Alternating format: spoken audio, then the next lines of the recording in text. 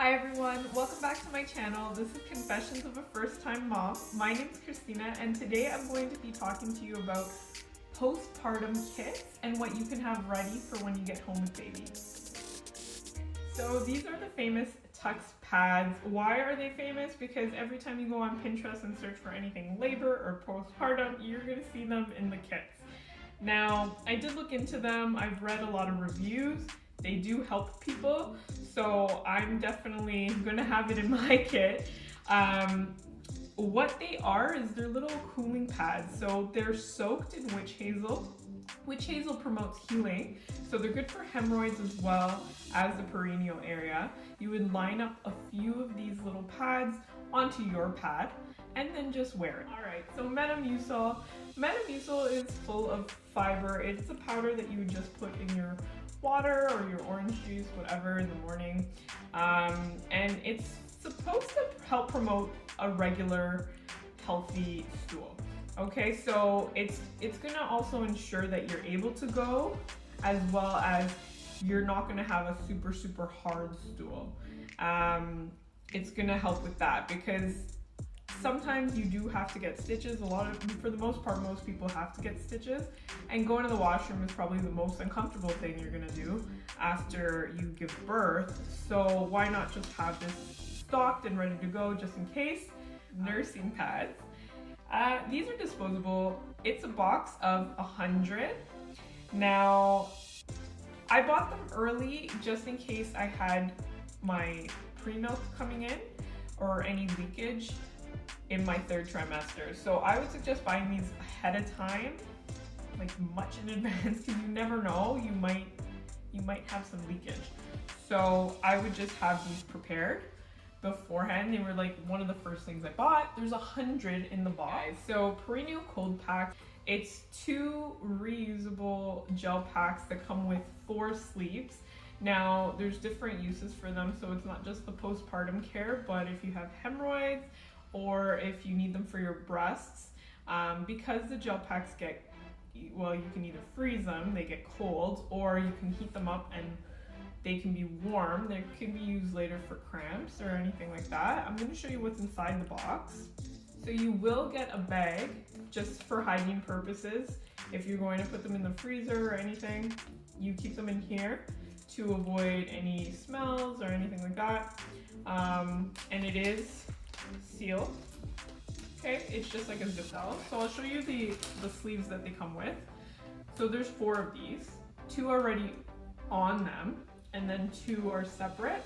These could be if you're gonna change to put on your breasts or anything like that. They're very soft and they are stretchy, so they're easy to put on them. Now the pads themselves, it's just a beaded gel pack. Okay, very simple, but they're soft. Okay, so that's the difference. That's why I wanted to buy these over making a padsicle. I've read that padsicles are very uncomfortable because they're stiff. Then I would have to buy witch hazel, I'd have to buy other things. So instead of doing that, I just purchased this just to keep the area cold and comfortable. Alright guys, so Epsom salts. Epsom salts are good for healing. They are great for sitz baths, and that will promote healing of the perineal area. It is a 5-pound bag, and what I liked about it, the brand is Saltworks, and I like that the ingredient list is not this long. It's literally Epsom salts and essential oil. So it does have lavender, and lavender promotes healing as well as relaxation, which I think is very necessary when you're trying to heal your body and get back to how things were prior to having baby. I bought little towels. They're just face towels. Really simple, regular, nothing to them. And it's pretty much just to dry the perineal area after a sitz bath or after using my bidet. You are very wet after these things, and you have to keep the stitches and things dry, right? So just, kind of drying with the cloth over trying to use toilet paper, because we know that's gonna rip up and you're gonna end up with toilet paper everywhere, number 1. Number 2, the area is gonna be a little bit messier than usual just because you're gonna be bleeding.